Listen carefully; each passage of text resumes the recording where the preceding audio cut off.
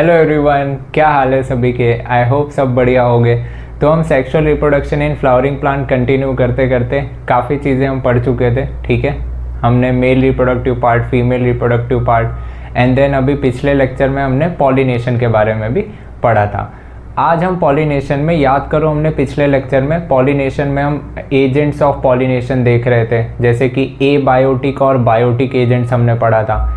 Abiotic में हमने देखा था जो नॉन लिविंग टाइप से जैसे कर रहे थे, जैसे विंड हो गया, ठीक है, वाटर हो गया, जिनमें कोई जैसे ऑर्गेनिज्म नहीं इन्वॉल्व था। तो ये क्या था, एबायोटिक वाले एजेंट्स थे।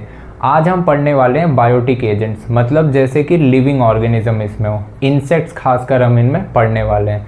और मेजरली क्रॉस पॉलिनेशन में हमने ये चीज़ें देखी है कि ज़्यादातर एजेंट्स जो होते हैं ये बायोटिक एजेंट्स होते हैं, वो भी इंसेक्ट मेजरली। इंसेक्ट में भी आपसे पूछा जाए तो आप बोलोगे खासकर ये जो आपकी मधुमक्खियाँ होती हैं, ठीक है, हनी बीज।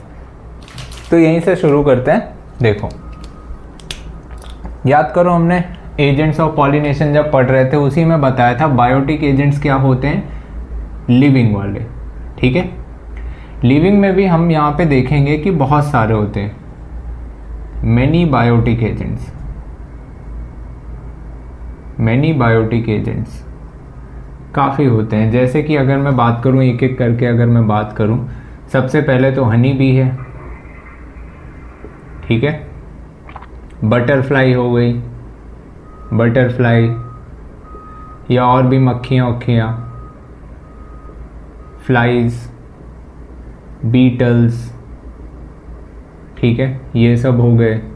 फ्लाइज हो गई, बीटल्स हो गई, मॉथ, ये भी एक इंसेक्ट है। ये जो फ्लाइज, बीटल्स, ये सब है ना, इनके जो फ्लावर्स होते हैं ना, इनके जो फ्लावर्स होते हैं ये बहुत गंदी बदबू रिलीज़ करते हैं। ठीक है, कोई खूबसूरत ऐसे कोई अच्छी महक नहीं रिलीज़ करते, बहुत गंदी बदबू रिलीज़ करते हैं, जिसको आप क्या बोलते हो, फोल ओडर सिक्रीट करते हैं।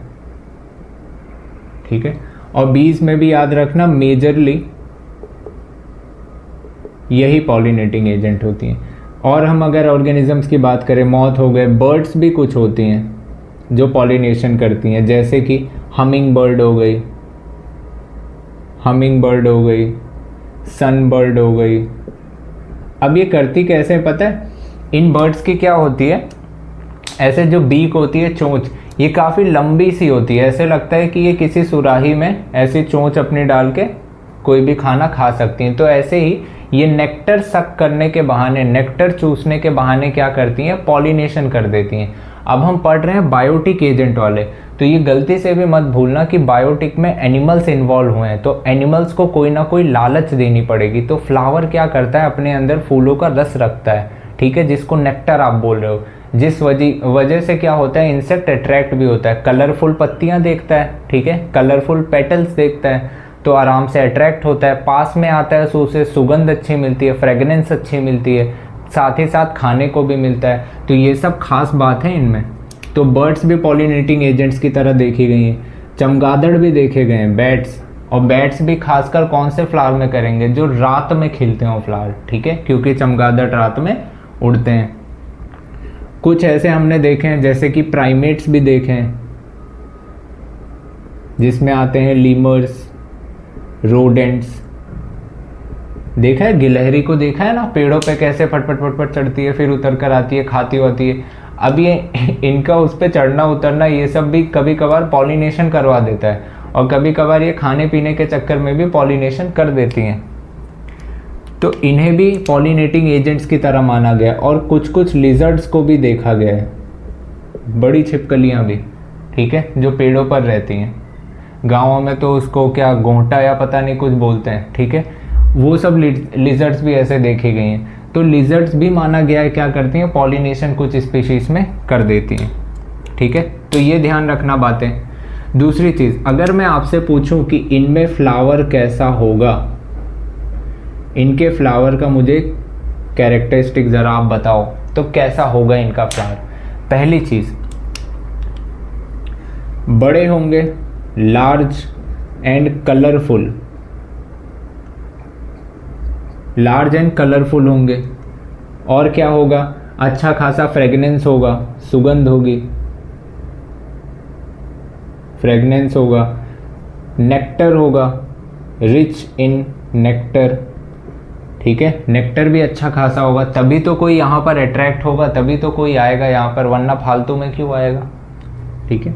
यहाँ पर पॉलन कैसा होगा, यहाँ पर पॉलन ग्रेन, याद करो जब हम एबायोटिक वाला पढ़ रहे थे वहाँ पे हमने क्या देखा था, नॉन स्टिकी होगा, मतलब चिपचिपा नहीं होगा क्योंकि उसको हवा में उड़ के जाना है।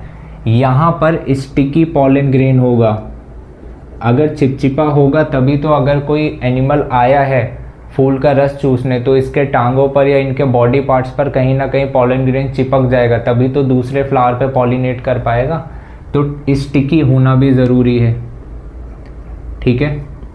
दूसरी बात, अगर कोई फ्लावर है उसका साइज़ काफ़ी छोटा है, तो अगर कीड़े मकोड़े या बर्ड है उनको दूर से दिखाई दे जाए कि फ्लावर है, तो अगर छोटा है तो ये दिखेगा ही नहीं, तो ये करते क्या, ये छोटे छोटे फ्लावर ऐसे पूरे गुच्छे में होते हैं, ठीक है, जिसको इन्फ्लोरेसेंस कहते हैं, तो अगर काफ़ी गुच्छे में होंगे तो ये दूर से ही नज़र आ जाएंगे, ठीक है।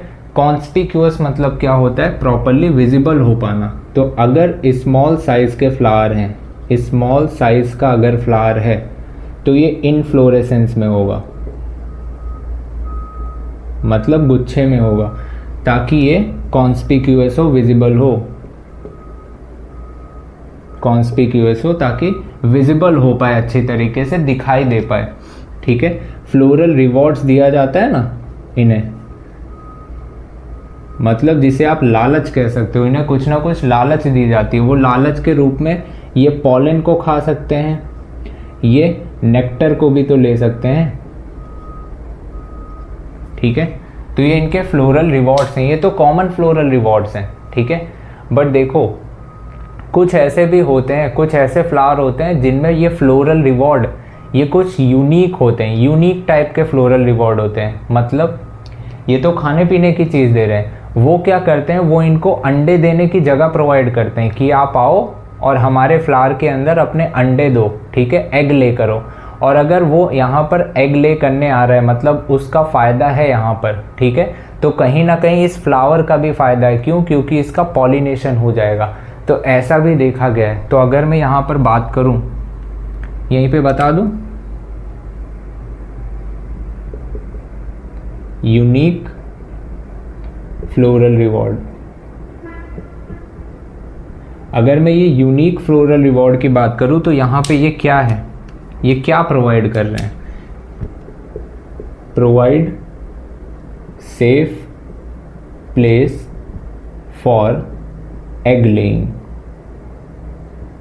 किन के लिए, एक तो है आपका एमॉर्फोफेलस फ्लावर, एमॉर्फोफेलस, ये फ्लावर को माना गया ये टॉलेस्ट फ्लावर है, टॉलेस्ट फ्लावर है, इसकी हाइट लगभग 6 फीट देखी गई है, ठीक है, टॉलेस्ट फ्लावर है एमॉर्फोफेलस। दूसरा एक जो फ्लावर है वो इन प्लांट्स में देखा गया, ये सिम्बायोटिक रिलेशनशिप शो करते हैं। सिम्बायोटिक रिलेशनशिप इसमें ऐसा होगा, समझ लो कि ये एक दूसरे के बिना मतलब अपनी लाइफ पूरी नहीं कर सकते, ठीक है, एक दूसरे के ऊपर डिपेंडेंट है, ऐसा कह लो, ठीक है। तो ये सिम्बायोटिक रिलेशनशिप है दूसरे वाले में, सिम्बायोटिक रिलेशनशिप बिटवीन कौन सा प्लांट, प्लांट यक्का एंड वो एनिमल कौन सा था, मॉथ, इनके बीच में होता था, ठीक है। अब ये इनके बीच में होता क्या था, अब देखो ये जो प्लांट होता था यक्का, ऐसे ही रफली डायग्राम बना दे रहा हूँ, ये प्लांट जो यक्का होता था, मान लो इनकी ये जो ओवरी है, ठीक है, ध्यान है कुछ ओवरी में मैंने एक दो चीज़ बताई थी, ये ओव्यूल याद होगा जो बाद में सीड में बदल जाता है, बातें पता है ना, ये ओव्यूल होता था, यहाँ कहीं जाइगोट एम्ब्रियो एम्ब्रियो बनना शुरू हो जाएगा, ये बात की चीज़ है, ये ध्यान रखना है क्या, ये ओव्यूल है, और इसके बाहर बाहर का जो एरिया ये क्या है, ओवेरियन कैविटी, जिसको लॉक्यूल बोलते थे। तो अगर मैं इसकी बात करूँ, ये क्या है, लॉक्यूल है, जिसको ओवेरियन कैविटी भी कहते हो, लिख लोगे ये ओवेरियन कैविटी जिसको बोलते हैं। ये क्या थी? Ovarian cavity. और ये क्या है? ये ओव्यूल है, इसी में सीड वगैरह बनता है। अब होता क्या है, ये जो मॉथ होता है ये क्या करता है, इनके फ्लावर के ऐसे समझ लो, बना दे रहा हूँ ऐसे ही, ये इसकी मान लो ऐसे बॉडी रही होगी और ऐसे पंख वंख रहा होगा इसका। ये क्या करता है, ऐसे अपने ऐसे डंक होता है ना जैसे उनका, ऐसे इनका एग ले करने का कोई एक स्ट्रक्चर होता है, जिससे ये क्या करते हैं, अंडे दे देते हैं इनके ओवेरियन कैविटी में। तो ये क्या है? एग है। किसका? मॉथ का एग है। ये यहाँ पर क्या करता है, एग ले कर देता है। अब जैसे जैसे ये सीड अपना डेवलपमेंट करेगा, जैसे जैसे ये सीड बड़ा होगा, वैसे ही वैसे इनके एग में भी डेवलपमेंट होगा और लार्वा बनने लग जाता है। ठीक है, फिर लार्वा बनेगा, बाकी स्टेज पूरी करके ये फ्लावर से बाद में बाहर भी आ जाएगा। तो ओवरऑल आप ऐसा कह सकते हो, ये जो कीड़ा है इसकी लाइफ साइकिल इस पर डिपेंड है, और ये जो फ्लावर है ये इनके बिना पूरी नहीं हो सकती, क्योंकि ये आके पॉलिनेशन कर रहे होते हैं। ठीक है, तो आप ये बोलोगे कि जैसे जैसे डेवलपमेंट होती है, डेवलपमेंट, ये आप सही से बना लेना। ठीक है, मैं जस्ट रफली ऐसे ही बता दे रहा हूँ। तो ये जब डेवलपमेंट होती है तो होगा क्या, ये धीरे धीरे क्या होगा, सीड में बदल जाएगा और इनका लार्वा बन जाएगा। ये तो धीरे धीरे क्या होगा, मान लो सीड बनने लग जाएगा, और सीड बनने के बाद इनका ये जो एग था, ये एग से क्या होगा, ऐसे मान लो ये लार्वा बनने लग जाएगा, लार्वा। और ये लार्वा धीरे धीरे डेवलप होकर बाहर निकल जाएगा। तो ये कुछ कहानी चल रही होती है कहाँ, यक्का और मॉथ प्लांट के बीच में ये कहानी चल रही होती है। ठीक है, ये आप एक बार नोट डाउन कर लो, थोड़ा सा आगे से मैं बता देता हूँ क्या क्या चीज़ें और हमें देखनी। ठीक है,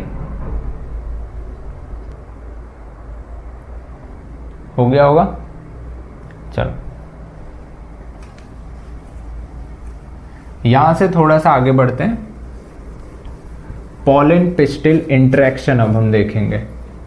ठीक है, एजेंट्स ऑफ पॉलिनेशन के द्वारा हमने पॉलिनेशन करा लिया, सब कुछ कर लिया। अब पॉलन ग्रेन आके बैठ गया है कहाँ पर, स्टिग्मा पर आके बैठ गया है। अब क्या स्टोरी होगी, जिसको आप पॉलन पिस्टिल इंटरेक्शन की बात कर रहे हो। आओ देखते हैं।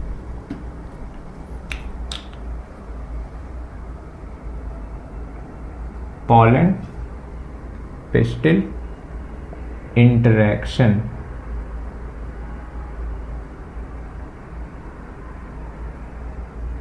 मैं तो इसको ऐसे समझता हूँ, काफ़ी सिंपल था। कैसा? ऐसा लगता है कि पॉलन और पिस्टल आपस में बातचीत कर रहे हैं, आपस में बातचीत कर रहे हैं। ठीक है, कम्युनिकेशन कर रहे हैं। अब हमारी तरह थोड़ी है प्लांट की, इनके पास मुंह होगा, आपस में बातचीत करेंगे, हाँ भाई तुम कैसे हो, ऐसा तो कुछ है नहीं। तो ये आपस में बातचीत कैसे करते हैं, ये केमिकल्स के द्वारा बातचीत करते हैं। केमिकल्स, केमिकल सिग्नल के द्वारा ये क्या करते हैं, आपस में इंटरेक्ट करते हैं। तो यही क्या है, पॉलन और पिस्टल के बीच में इंटरेक्शन कहलाता है। ठीक है, अब ये इंटरेक्शन ऐसे ही समझो कि मान लो आपने क्या किया, कोई फूड ऑर्डर किया, जोमेटो से, स्विगी से कुछ ऑर्डर किया। अब वो आया लेके, आप सबसे पहले क्या करोगे, सबसे पहले आप पहचानोगे कि आपका ऑर्डर है या किसी और का है। मतलब क्या होगा, जब पॉलन ग्रेन किसी स्टिग्मा पे आएगा, हो सकता है पॉलन ग्रेन उसी के स्पीसीज का हो सकता है किसी और प्रजाति का हो। तो अगर ये पहचान नहीं पाएगा तो गड़बड़ हो जाएगी। तो सबसे पहले ये क्या करता है, रिकॉग्निशन करता है, पहचानता है कि हाँ मेरे टाइप का पॉलन है कि नहीं। मतलब आप ऑर्डर लेने से पहले क्या करते हो, पहचानते हो, हाँ मेरा नाम लिखा है, मेरा ऑर्डर है। तब आप क्या करते हो, जब जान लेते हो, एक्सेप्ट कर लेते हो। एक्सेप्ट करने के बाद प्रोसेस होता है। तो यही क्या है, इंटरेक्शन कुछ इस तरीके से होता है, ये हमें पढ़ना है। ज़रा सा ध्यान करना, जब पॉलन ग्रेन पढ़ाया था, याद है पॉलन ग्रेन का स्ट्रक्चर कुछ ध्यान है, कुछ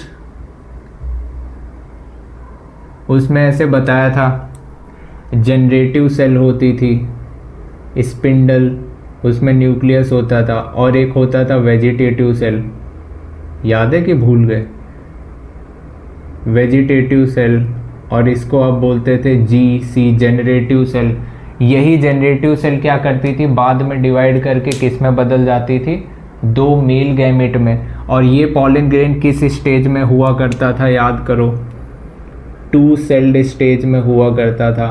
क्यों? क्योंकि एक सेल आप बोलते हो जनरेटिव सेल, दूसरी बड़ी सेल वेजिटेटिव सेल को कहते हो।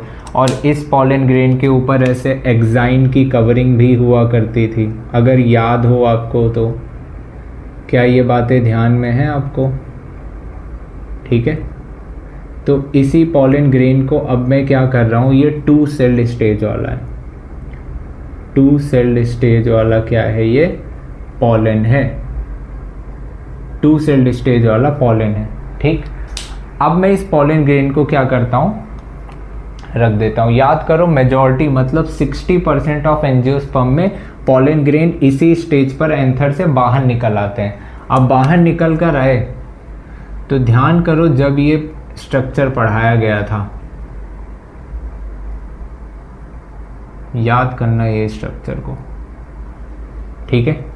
ये स्ट्रक्चर याद करो, जब हम पढ़े थे तो हमने एम्ब्रियो सैक पढ़ा था, याद है? एम्ब्रियो सैक ऐसे कुछ बना था, एम्ब्रियो सैक, ध्यान है? एम्ब्रियो सैक, एम्ब्रियो सैक में भी ध्यान करो, ऐसे क्या बनी थी, एग सेल बनी थी, और 2 बाजू बाजू में क्या थी, सिनर्जिड्स थी, और इधर साइड पे चैलेजल सेल्स थी, एंटीपोडल सेल्स जिसको बोल रहे थे, चैलेजल एंड पे, याद है? ऑर्थोट्रोपस ओव्यूल पढ़ा था। और बीच में 2 पोलर न्यूक्लियाई था जो N+N कंडीशन दर्शा रहा था, और बाकी ये सब साइटोप्लाज्मिक कंटेंट भरा था। ये क्या था, आपका एम्ब्रियो सैक था। और ये एम्ब्रियो सैक, ध्यान रखो, ये जो सिनर्जिड्स थी, इन्हीं के ऊपर ऐसे रेसे रेसे स्ट्रक्चर थे जिसको फिलीफॉर्म एपरेटस भी बोला गया था। और ये बनने से पहले याद रखना, जब हम पढ़ रहे थे तो देखा था न्यूसेलस की सेल्स इसके आजू बाजू अभी भी बची हुई थी। न्यूसेलस की सेल्स अभी मरी नहीं थी, पूरी तरह नहीं ख़त्म हुई थी। हाँ, माना कि इन्होंने यूज़ तो कर लिया था उसे, लेकिन पूरी तरह से तो नहीं हुई थी, थोड़ी बहुत अभी बची थी। तो ये कौन सी सेल्स थी, न्यूसेलस की सेल्स थी, याद है ना? ऐसे थी। और एक और चीज़ थी, याद है? इनको कवर करने के लिए भगवान ने एक कवच दिया था जिसको इंटीग्यूमेंट आप बोल रहे थे। एक को आप क्या बोलते थे, इनर इंटीग्यूमेंट, एक को आप क्या बोलते थे, आउटर इंटीग्यूमेंट। अब मैं हर चीज़ ना भी बनाऊँ तो इतना तो समझ जाओगे ही आप। एक था क्या, इनर इंटीग्यूमेंट, एक था क्या, आउटर इंटीग्यूमेंट। और इन्हीं इंटीग्यूमेंट के बाद ऐसे डंडी जैसा स्ट्रक्चर निकल के ऐसे प्लेसेंटा में चला गया था, यही था। ऐसे ऐसे ये स्ट्रक्चर था। अब सबके नाम लिखना ज़रूरी है कि आप जान जाओगे। इस एंड को क्या बोलते थे, माइक्रोपाइल एंड बोलते थे। और ये क्या था, सिनर्जिड्स था, अरे फिलीफॉर्म एपरेटस था। ये क्या है, फिलीफॉर्म एपरेटस था। और इसको क्या बोलते थे आप, ये तो एग सेल थी, ठीक, एग सेल थी। बाकी बाजू वाली सेल्स को आप क्या बोलते थे, इन सेल्स को सिनर्जिड्स, सिनर्जिड्स बोलते थे।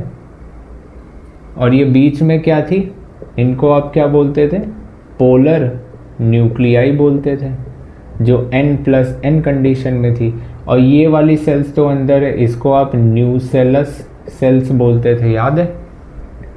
और इनको आप क्या बोलते थे, एंटीपोडल। याद दिला रहा हूँ, ये तो वैसे याद होगा आपको। यही सब था, इंटीग्यूमेंट और सारी कहानी थी। ये हमारे पास स्ट्रक्चर था।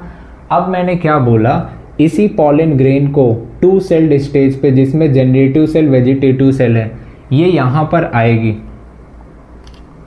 क्यों? क्योंकि पॉलिनेटिंग एजेंट के दौरान यहाँ पर पहुँच गई। ये स्टिग्मा के ऊपर ऐसे ये फ्लूइड सब्सटेंस है, ये होता है जिसके द्वारा ये इंटरेक्ट करती है। ये केमिकल नहीं होगा तो ये इंटरेक्ट कैसे करेगी? तो ये आई पॉलन ग्रेन, यहाँ पर थी ऐसे समझ लो जनरेटिव सेल और बाकी सेल, वो यही स्ट्रक्चर था। ठीक है, समझ जाना।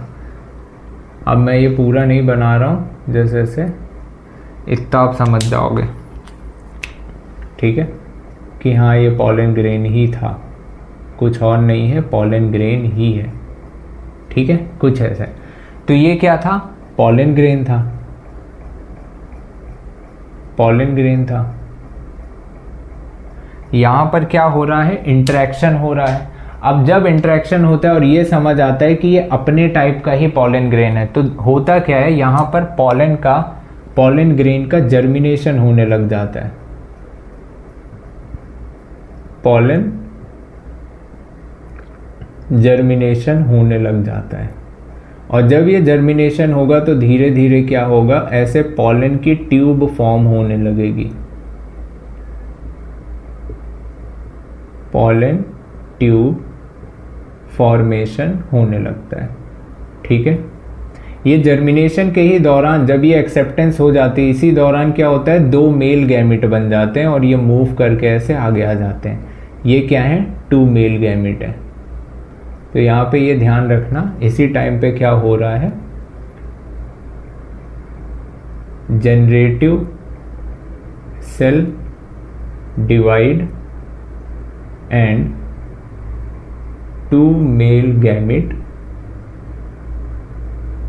Are form. ठीक है, किस टाइम पे? जब पॉलन जर्मिनेशन हो रहा है उस टाइम पे 2 मेल गैमिट बने। अब धीरे धीरे धीरे धीरे ये मेल गैमिट क्या करेंगे, मूव करते जाएंगे। मूव करते करते ये ऐसे फिलीफॉर्म एपरेटस से होते हुए गुजरते आएंगे और सबसे पहला फर्टिलाइजेशन ये यहाँ पर एक इसके साथ करेंगे, और इसका जो दूसरा पीछे वाला था, ये पीछे वाला कुछ आके इनके साथ करेगा। ये अभी बताऊंगा क्या हो रही होगी कहानी। क्या ये समझ आया क्या हुआ? मुझे बताओगे सबसे पहले क्या हुआ? फर्स्ट हुआ क्या? सबसे पहले क्या हुआ? Recognition of pollen grain. ठीक है, रिकॉग्निशन ऑफ पॉलन, कि अगर वो राइट टाइप का है, अगर हमारे वाला है तब तो आप उसे एक्सेप्ट कर लो, और अगर वो गलत है, अगर वो हमारे वाला नहीं है तो उसे क्या कर दो, रिजेक्ट कर दो कि भाई दूसरे का ऑर्डर है, लेकर जाओ, हमारा नहीं है। दूसरे स्टेप पे क्या करोगे? सेकंड। यही तो हो रही है कहानी। उसके बाद पॉलन जर्मिनेशन होगा, pollen germination and pollen tube formation. और यही ध्यान रखना, ड्यूरिंग दिस टाइम, इसी टाइम पर generative cell divides and form 2 male gamete. इसी टाइम पे ये 2 मेल गैमेट को बनाती है। बट जो पॉलन ग्रेन 3 सेल्ड स्टेज में ऑलरेडी निकले हुए हैं तो उन्हें तो कोई दिक्कत नहीं, ठीक है, उनमें तो डिवाइड होगा नहीं। लेकिन इनके केस में क्या होगा, डिवाइड होगा जब पॉलन जर्मिनेशन हो रहा होगा, जब पॉलन ट्यूब बन रही होगी, उस टाइम पे क्या होगा, ये जनरेटिव सेल क्या करेगा, डिवाइड करेगा और 2 मेल गैमेट में बदल जाएगा। तो आप ऐसा कह सकते हो कि ये जनरेटिव सेल डिवाइड करेगा और ऐसे 2 मेल गैमेट में बदल जाएगा। कहाँ पर? इसी पॉलन ग्रेन वाले सेल के अंदर। चाहो तो बना लो, नहीं तो नहीं भी बनाओगे चल जाएगा। ठीक है, ये 2 मेल गैमेट वाले स्टेज में आ जाएगा। ठीक, पॉलन ग्रेन ऐसे नीचे करके। वैसे ये नहीं भी बनाओगे कोई दिक्कत नहीं है, खाली ये समझ लो कि जनरेटिव सेल डिवाइड करता है। ठीक है, याद रखने के लिए बस, और कोई दिक्कत नहीं है। ऐसे 2 मेल गैमेट में बदल जाएगा। क्लियर? ये बात याद रखना। साथ ही साथ यहाँ पर अगर हमने ये इतनी बातें कवर की है तो आपको डबल फर्टिलाइजेशन बताना यहाँ पे ज़रूरी हो जाता है। ठीक है, ये आप एक बार नोट डाउन कर लो। डबल फर्टिलाइजेशन बताता हूँ क्या होता है। डबल फर्टिलाइजेशन एक्चुअल में है क्या, पहले डायग्राम में देख लो, हम लिख लेते हैं। ये है क्या, दो मेल गैमिट आए, पहला मेल गैमिट क्या होता है, यहाँ से होता हुआ गुजरेगा और एग सेल से फ्यूज कर जाएगा, पहला फर्टिलाइजेशन हुआ। दूसरा फर्टिलाइजेशन, ये जो पीछे वाला मेल गैमिट है ये भी आता जाएगा और ये दोबारा इन न्यूक्लियस से फ्यूज करेगा, तो ये क्या हुआ, दूसरा फर्टिलाइजेशन, मतलब डबल फर्टिलाइजेशन हुआ। ठीक है, दो फर्टिलाइजेशन हुआ। उसी तरह बुक में एक वर्ड लिखा हुआ है, ट्रिपल फ्यूजन लिखा हुआ है। याद करो, ये पोलर न्यूक्लियाई n+n कंडीशन में अभी फ्यूज नहीं हुई है। ठीक है, तो जब यहाँ पे एक और न्यूक्लियस आके फ्यूज हो जाता है, जब ये आपस में फ्यूज हो जाते हैं तो इन सभी को ये 3n स्टेज में बन जाते हैं। इनको हम क्या बोलते हैं, 3 न्यूक्लियस फ्यूज हो गया, ट्रिपल फ्यूजन का हम नाम दे देते हैं। ठीक है, ये नोट डाउन कर लो, तब हम देख लेते हैं डबल फर्टिलाइजेशन वाला। ठीक है, एक बार देख लो, हो गया होगा।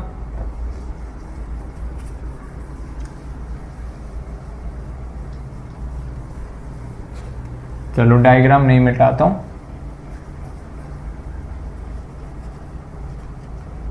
ताकि समझना आसान रहे। ठीक है, याद रखने के लिए बस।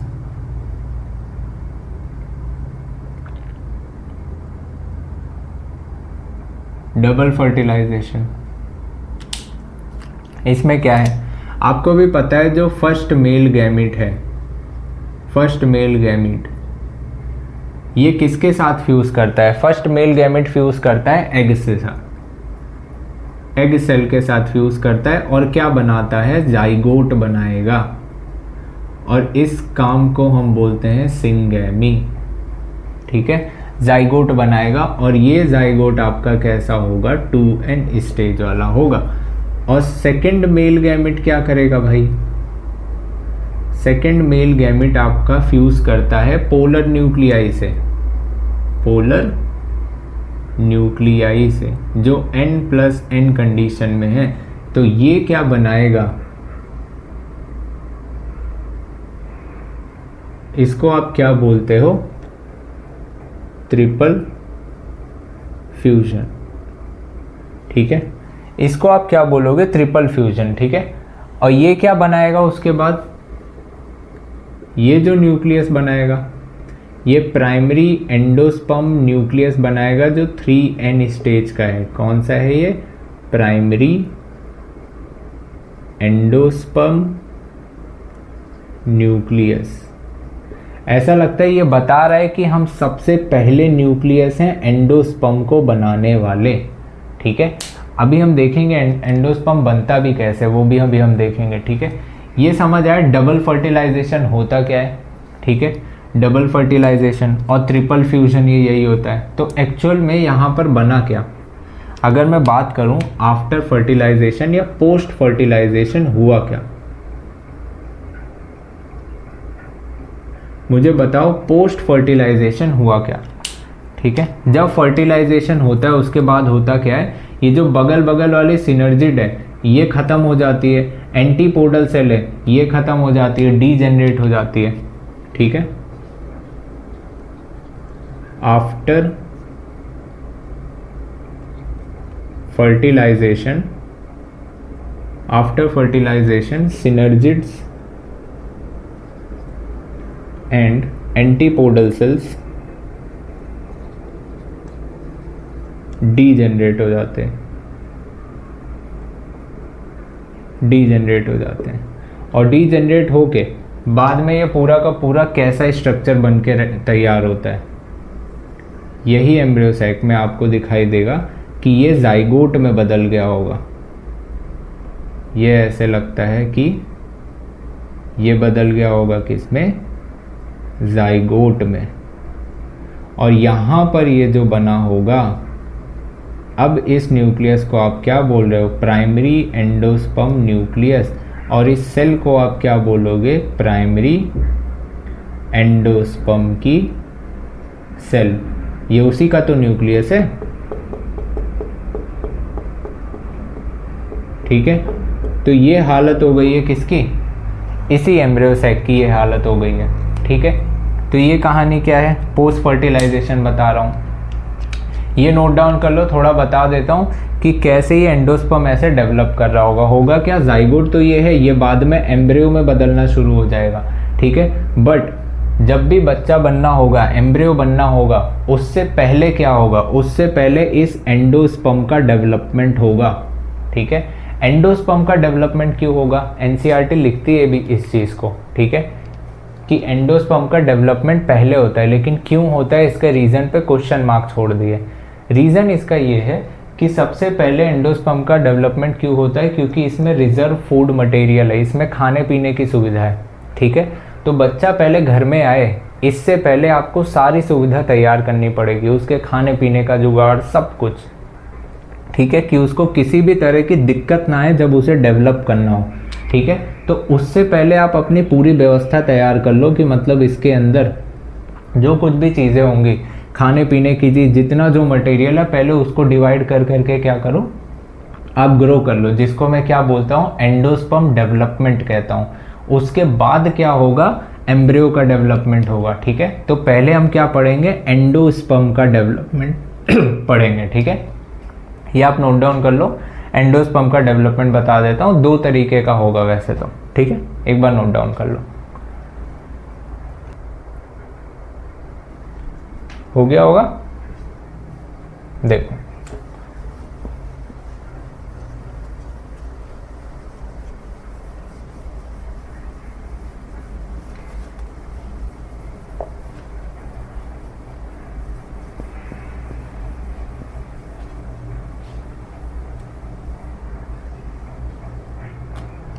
एंडोस्पर्म का डेवलपमेंट देख रहे हैं, ठीक।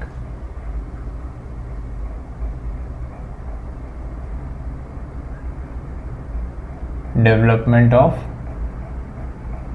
एंडोस्पर्म, ये 2 तरीके का होता है। एक न्यूक्लियर टाइप होता है, न्यूक्लियर टाइप, ये क्या होता है, इसमें सबसे पहले फ्री न्यूक्लियर डिवीजन होता है, मतलब न्यूक्लियस लगातार डिवाइड करते करते करते करते अपनी पूरी जनसंख्या बढ़ा लेंगे। जब न्यूक्लियर डिवीजन कंप्लीट हो जाएगा, उसके बाद क्या होगा, सेल वॉल फॉर्मेशन होगी और तब सेल्स बनेंगी। तो इस टाइप को हम क्या बोलते हैं, न्यूक्लियर टाइप का, ठीक है। तो यहाँ पे पहले क्या होगा, फ्री न्यूक्लियर डिवीजन कंप्लीट होगा,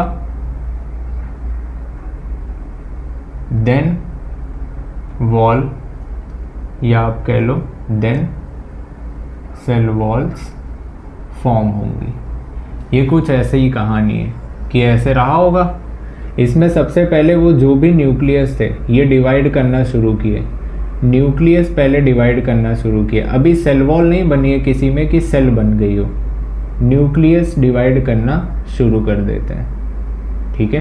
प्राइमरी एंडोस्पर्म न्यूक्लियस था ही, था कि नहीं, अरे यही तो था, ऐसे प्राइमरी एंडोस्पर्म न्यूक्लियस था, ये डिवाइड हुआ और डिवाइड हुआ, ऐसे डिवाइड होता चला गया। तो इसमें ढेर सारी न्यूक्लियस तो बन गया, बट प्लांट सेल में याद करो, प्लांट सेल में सेल वॉल फॉर्मेशन ऐसे फरो मेथड से नहीं होता था, याद है मैंने बताया भी था कि कैसे होता था। इसमें सेल प्लेट फॉर्मेशन होती थी, यहाँ पे डिपोजिशन के दौरान धीरे धीरे सेल वॉल बनेगी, ठीक है। तो ऐसे ही समझ लो, नहीं भी याद है तो भी कोई दिक्कत नहीं है, ऐसे समझ लो जब न्यूक्लियस पहले डिवाइड हो गए उसके बाद ऐसे ऐसे सेल वॉल बननी शुरू हुई। तो इससे ये लगा कि ढेर सारी सेल्स बन गई अब इसमें, ठीक है। मतलब हुआ क्या, अब इसमें न्यूट्रिशन और ये सारी क्वांटिटी आपने तैयार करते चले गए। इस टाइप ऑफ डिवीजन को आप क्या बोलते हो, न्यूक्लियर टाइप ऑफ डिवीजन, ठीक है। ऐसा आपको कहाँ देखने को मिलता है पता है, जो नारियल का पानी होता है ना, वो और कुछ नहीं है, ये फ्री न्यूक्लियर डिवीजन ही है। जैसा कि कोकोनट वाटर, कोकोनट वाटर में ऐसा देखने को मिलता है। दूसरा एक होता है सेलुलर टाइप का, दूसरा एक होता है सेलुलर टाइप का, ठीक है। जैसे गरी होती थी ना, गरी का पानी जो होता था, तो वो यही है, क्या है, फ्री न्यूक्लियर डिवीजन वाला, ठीक है, जो क्या है एंडोस्पर्म न्यूक्लियस से बना हुआ है। अब देखो सेलुलर टाइप क्या होता है, इसमें होता क्या है, जैसे ही न्यूक्लियस डिवाइड करेगा तुरंत ही क्या हो जाती है, सेल वॉल बनने लग जाती है। मतलब जैसे ही न्यूक्लियस ऐसे डिवाइड हुआ तुरंत सेल वॉल बनी, फिर न्यूक्लियस डिवाइड हुआ फिर सेल वॉल बनी। मतलब ऐसा नहीं कि जैसा इनके कंडीशन में हो रहा था। तो आप यहाँ पर क्या बोलोगे, cell walls form immediately after nuclear division. जैसे ही न्यूक्लियर डिवीजन होता है तुरंत ही क्या होती है, सेल वॉल बन जाती है। तो इसके भी केस में ऐसा ही है, जैसे ही न्यूक्लियर डिवीजन हुआ सेल वॉल बन गई, न्यूक्लियर डिवीजन हुआ सेल वॉल बन गई। ऐसा तुरंत, मतलब देखने में बाद में तो स्ट्रक्चर जो आपको सेम लग रहा है वो नहीं है, मेन बात है प्रोसेस इनमें कैसे हुई है, प्रोसेस के बेस पे ही आधार इनका बना था, ठीक है। तो ऐसे ये बनती चली गई। ऐसे टाइप का फॉर्मेशन आपको कहाँ देखने को मिलता है पता है, एक तो आप गरी का जो पानी होता है वो जो पीते हो वो क्या है, फ्री न्यूक्लियर डिवीजन वाला, और जो गरी होती है उसका जो वाइट वाला पार्ट होता है जिसको हम चबा के खा जाते हैं, ठीक है, जो बाहर से होता है ना पार्ट, गरी निकालते हैं हम, उसको तोड़ तोड़ के खा जाते हैं, तो वो जो पार्ट होता है जिसको कर्नल पार्ट बोलते हो, कर्नल पार्ट ऑफ कोकोनट, ये क्या होता है, ये सेलुलर टाइप का होता है, ठीक है। ऐसे होता है ना, उसके बाहर जब हम उसको निकालते हैं बाहर ब्राउन ब्राउन होता है, अंदर क्या होता है वाइट वाइट, तो हम उसको खाते भी हैं, ठीक है। तो वो क्या है, वो पार्ट क्या है, कर्नल पार्ट है किसका, कोकोनट का, ठीक है। वो किस चीज़ का बना है, ये सेलुलर टाइप वाले का ही बना हुआ है। तो ऐसा लगता है ये क्या है, एक फूड मटेरियल की तरह काम कर रहा है, ठीक है। तो एंडोस्पर्म का डेवलपमेंट कुछ इस तरीके से होता है, ठीक। इसके आगे हम थोड़ा सा बातें करेंगे नेक्स्ट लेक्चर में कि क्या क्या चीज़ें हमारी और भी बाकी है। अभी हम एक एक करके पढ़ेंगे, एम्ब्रियो का development, seed formation, fruit formation, then हम एपोमिक्सिस और ये सारी चीज़ पढ़ेंगे, पॉली एम्ब्रियोनी, ठीक है। तो ये कुछ रिमेनिंग टॉपिक है, एक एक करके हम इसे कवर कर लेंगे। यहाँ तक आप रिवाइज कर लो, एनसीईआरटी एक बार रीडिंग कर लेना, ठीक है। मिलते हैं नेक्स्ट लेक्चर में। Thank you so much.